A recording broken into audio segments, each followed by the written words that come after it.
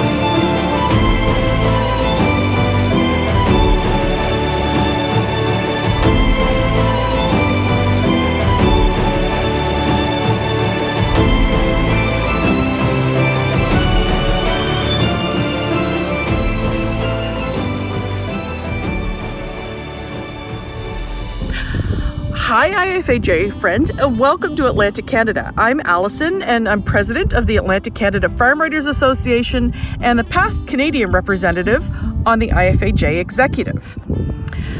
Atlantic Canada is the most eastern region of the country and is made up of New Brunswick, where I live and where I am today, and Nova Scotia, which is kind of that way, and Prince Edward Island, and Newfoundland and Labrador.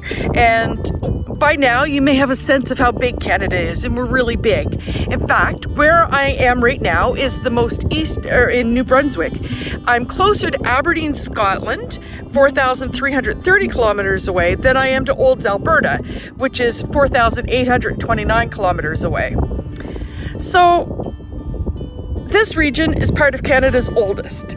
When the Vikings arrived around the year 1400 or so, they landed in what is now Newfoundland and Labrador. And I don't know, maybe the aquavit wasn't any good, but they only stayed a short time and then they returned home to the Scandinavian countries. Between the 15 and 1700s, the British and French arrived, separately of course, and waged battles over the ownership of the Atlantic provinces, obviously overlooking the fact that Canada's Indigenous people were already living on the land and had been forever. This site where I am today is Fort Beauséjour, and it was built by the French in the early 1750s and surrendered to the British not long after it was completed. This site is where New Brunswick and Nova Scotia joined together. In fact, those windmills right there in the distance are located just across the border in Nova Scotia, probably only about 5 or 10 kilometers away. Although the British finally took control of this region, there is still a very strong French heritage here. New Brunswick is Canada's only officially bilingual province with English and French, and the city where I live, in Moncton, which is about 50 kilometers away, is the country's only officially bilingual city, also with French and English. During the French rule, the people who lived in Acadia, the Acadians, set out to create farmland. We're very close to the ocean here, as you can see right there, and they needed a way to stop the salt water from washing over the marshlands where they wanted to farm.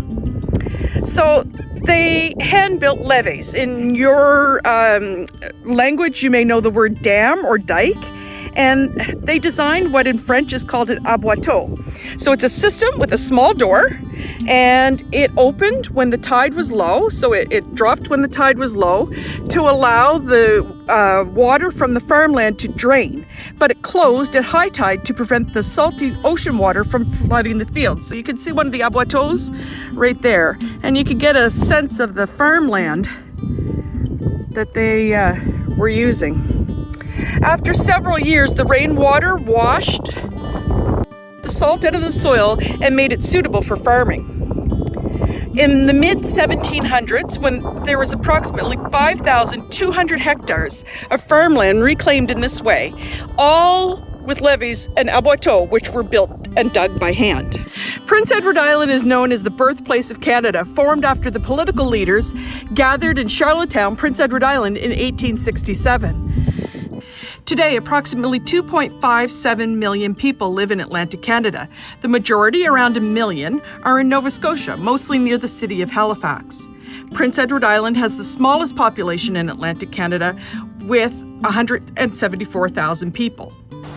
This is the Confederation Bridge, which connects New Brunswick and Prince Edward Island. You can just see Prince Edward Island there in the horizon. The bridge is 12.9 kilometers long and is the longest in the world crossing ice-covered water. In Atlantic Canada, we are mostly a coastal region with 241,000 kilometers of coastline, so the fishery sector is strong here. Lobster, snow crab, shrimp, and salmon, all the good stuff. So that is a very small and fast look at the background of Atlantic Canada. Now let's talk about agriculture and what makes farming around here so great. Agriculture in Atlantic Canada is diverse, and our farmers specialize in producing many foods, mostly fruits and vegetables. Potatoes, apples, wild blueberries, field vegetables, and greenhouses make up the largest sectors in the region. Prince Edward Island and New Brunswick have many potato farms. In the last 20 years or so, there have been an increase in the use of crops like canola and flax as rotational crops. In New Brunswick, over 200 varieties of seed, table, and processing potatoes are grown each year. The wild blueberry sector is prevalent throughout Atlantic Canada as well, mostly in Nova Scotia, where there are 1,000 producers on 16,000 hectares of land. Wild blueberries are different than cultivated or high bush blueberries. They are much smaller, maybe like the size of your fingernail, and are sweet and juicy. They also grow wild, so a farmer could not decide to start growing blueberries because the plants cannot be transplanted. Instead, blueberries need to be discovered on a farm and then the land cleared to allow for expansion. Nova Scotia farmers produce more than 22 million kilograms of wild blueberries every year. That's a quarter of Canada's total annual blueberry exports. Apples are another large crop in Atlantic Canada. The first planted apple trees in Canada were in Nova Scotia around 1633. Today, Nova Scotia's apple farmers produce 66,000 metric tons a year. Agriculture is a challenge in Newfoundland and Labrador. One of the names that Canadians use to refer to Newfoundland and Labrador is the rock. That's because the soil is shallow, so it's very difficult to grow crops there. The largest commodities in Newfoundland and Labrador agriculture are dairy, chicken, eggs, greenhouse and nursery, and vegetables. The top vegetable crops are turnips, potatoes, carrots, cabbage, beets, all of those great cold crops that thrive in rugged landscapes like Newfoundland and Labrador. So there you go, friends, a very broad and very fast and a very brief overlook of Atlantic Canada, some of our history and a bit about our agriculture. I'll be around for the entire Congress and I will try to answer any questions you may have.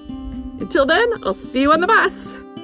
Welcome to Prince Edward Island, Canada's smallest province, where agriculture is huge. In fact, it's our #1 industry. Let's have a look.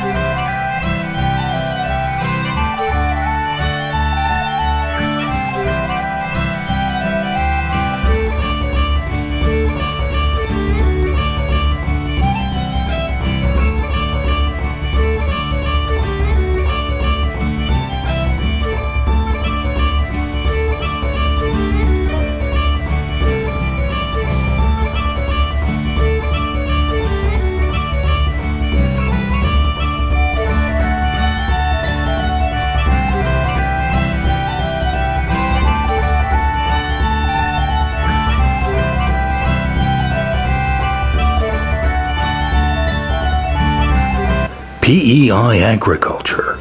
We could tell you more, but better yet, come and see it. We'd love to show you around. Hi, my name's Hugh Maynard. You probably know me as the Global Manager for IFAC, but today I'm speaking to you from the wonderful province of Quebec as you're about to embark on your journey at the IFAC Congress 2023 in wonderful Alberta. Just a few words about Quebec, which is one of 10 provinces plus 3 territories on the eastern seaboard. The agricultural land is all in the south of the province. Just off to my left is the wonderful state of New York, which is only about 15 minutes away.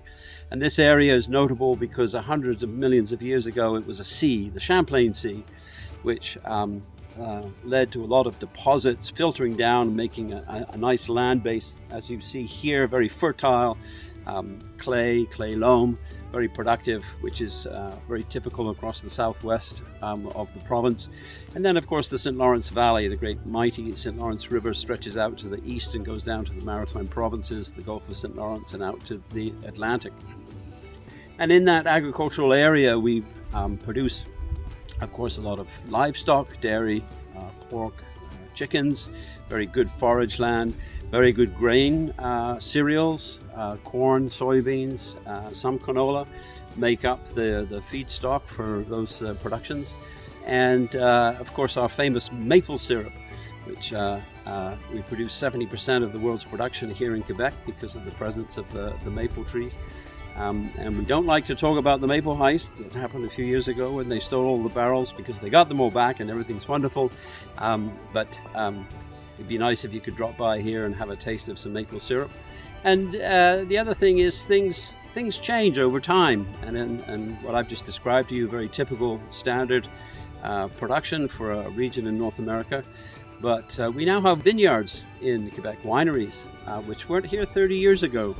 And that's emblematic of the climate change that's occurring. The area is warming up and the frost comes less and later in the year, and has enabled us to increase productions of small fruits, and a lot of small organic vegetable farms also sprouting up all over the place.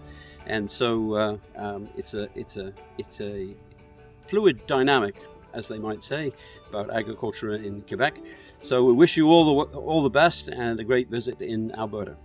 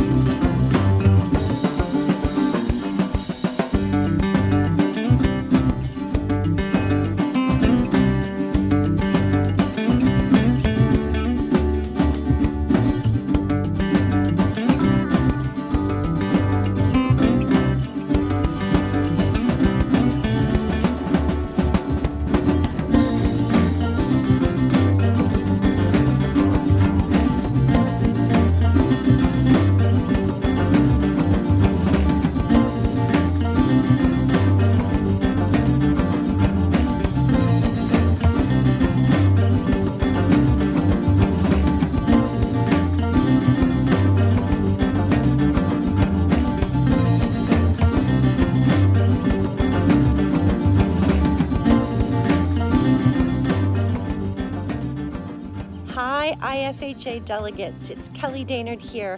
I am coming to you from my family's home farm just outside of Guelph, Ontario. If you were at IFAJ 2011, which doesn't seem that long ago, you were in my hometown, and we are about an hour west of Toronto and about an hour and a half from Niagara Falls. In this part of the province, we grow corn, wheat, and soybeans very commonly. We have a lot of orchards, a lot of dairy and beef cattle, a lot of poultry, both broilers, turkeys, and eggs. It is a beautiful area with a lot of rich soil. I'll give you a quick tour of the farm. There is not much going on here right now. It is early May, but it has been raining pretty much for weeks. So this farm will look very different in a couple of weeks, but right now it's still pretty wet and soggy, and it's raining again today. We're so looking forward to hosting you at IFAJ 2023 in Calgary, 2 time zones west of here. I think the team out there have an amazing agenda ready for you. And if you have any questions about agriculture in Ontario while you're here, come and find me, introduce yourself, and I'm happy to chat always. Welcome to Canada. Greetings, IFAJ members and attendees. My name is Tobin Dick. I'm a grain farmer from southern Manitoba. We call ourselves the middle province, partially because we are in the middle of the country. Anyways, it's April, what is it? Let me just check my watch here. April 21st, and we just had a snowstorm. I am walking to my workshop right now to get the snowblower to clear the yard. It's something like as a school teacher can get to work. Some years we are seeding by this time of the year. This year, as you can see, my yard is far from bare, and we are for sure a few weeks away from seeding, even if the weather changes. It's been a harsh winter for us here. We're happy for the moisture. This will be great once conditions become favorable. But right now we still have, I don't want to say a bleak outlook, but it's hard to predict when we'll be able to get the machinery out and ready. Seeder planter somewhere kind of in the back by the bins over there, and still buried in a snowdrift. So we've got a bit of work to do. We farm mostly soybeans, wheat, canola. I grew barley last year as well. here in the Red River Valley of southern Manitoba, where a lot of potatoes out here as well in the sandier soils. But yeah, this is my yard. My wife and I live here with our 2 dogs, Hazel and Marigold. They get treated like royalty around here anyway. So this is my workshop, which is kind of my winter savior. I keep it heated all winter, and it's kind of my project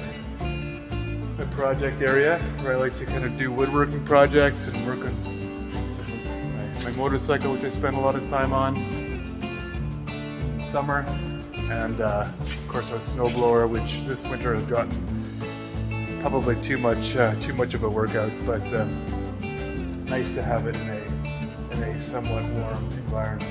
Makes for easy starting in the morning. Anyway, I'll touch base with you probably in another little segment, but I got to clear the roads in the next 10 minutes or so JB can get to work. Okay, bye for now. Let's go clear some snow on April 21st, 2023. So hi everybody in IFAJ world, all you wonderful ag communicators and ag journalists from around the world. My name is Becky Zimmer. Some of you may have met Traveling Moose in Denmark. Traveling Moose is coming to Olds, Alberta for our IFAJ Conference 2023.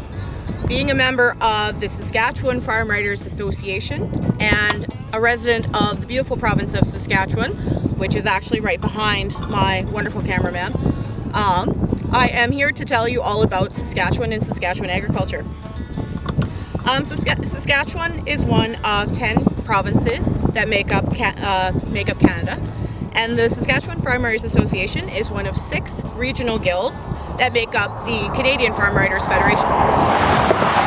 So while it may sound like a difficult word to spell, it's actually quite easy. So it's spelled exactly the way it sounds. Saskatchewan. And being a home on native land, we are also home to treaties 2, 4, 5, 6, 8, and 10. And you'll learn all about the treaties and reconciliation when you come to Olds. So Saskatchewan can hold 15 Denmarks, and with only 1.13 million people, we only make up about 3%, a little over 3% of Canada's population. Compared to the size of our province, on average, we have about 2 people for every square kilometer. And since our population is so spread out, we are actually the province with the most provincial highways and grid roads. Our provincial slogan, you'll see probably a couple of Saskatchewan license plates in Alberta. Our provincial slogan is Land of Living Skies, and you can see why.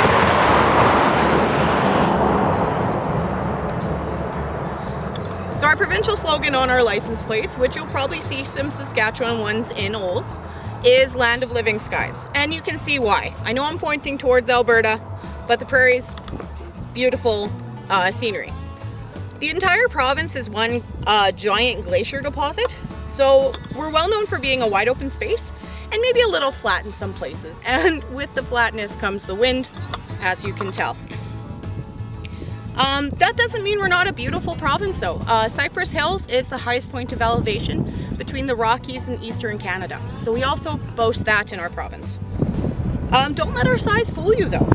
Being one of 3 prairie provinces, including Alberta and Manitoba to the east, Saskatchewan does play a significant role in Canadian agriculture. It may not look it right now, especially considering I am filming this in May, verge of May. We have many different crop varieties that are grown in the province. Compared to the rest of the country, we actually have about 40% of Canada's total farm area. So that's land owned or operated by an agricultural operation. And that's 60 million acres accounts for that 40%. With 40 million acres in production, so total area of field crops, Saskatchewan makes up 43% of Canada's total crop area. We also make up a substantial portion of the country's agricultural exports, with around 17.5 billion in agri-food products exported in 2021. About 10 countries across the world are recipients of about $375 million in our agri-food production, and those top 3 countries are the US, Canada, and Japan. So while half of the country's canola is grown here, Saskatchewan is the world's largest exporter in also peas, lentils, durum wheat, mustard seed, flaxseed, and oats. And we're the second largest producer of cattle, bison, and elk. But we are a province with agricultural sustainability on our minds. As of 2019, soils were sequestering about 8.8 million tons of CO2 emissions through the prominence of our minimum tillage practices. So women also play a huge role, and they've been playing a huge role in the agricultural industry in Saskatchewan for decades. And as of last count, about 27% of farm operators are women. And that's not all that Saskatchewan holds. We also have quite a foothold in the mining sector, especially with potash. And as we know, potash is indirectly tied to agriculture. So 11% of the province's GDP is in potash, and it supports roughly about 6,000 direct or indirect jobs across the province. Our production and the value of sales both set new records in 2021, according to the provincial government. So they've reached 14.2 million tons of potash production and $7.6 billion in sales, respectively. So that's all I have for you right now on the amazingness of Saskatchewan, even though you can't see Saskatchewan in the video. We'll see you all in Olds, and I'll be more than happy to talk to you about Saskatchewan when we're there. See ya in June.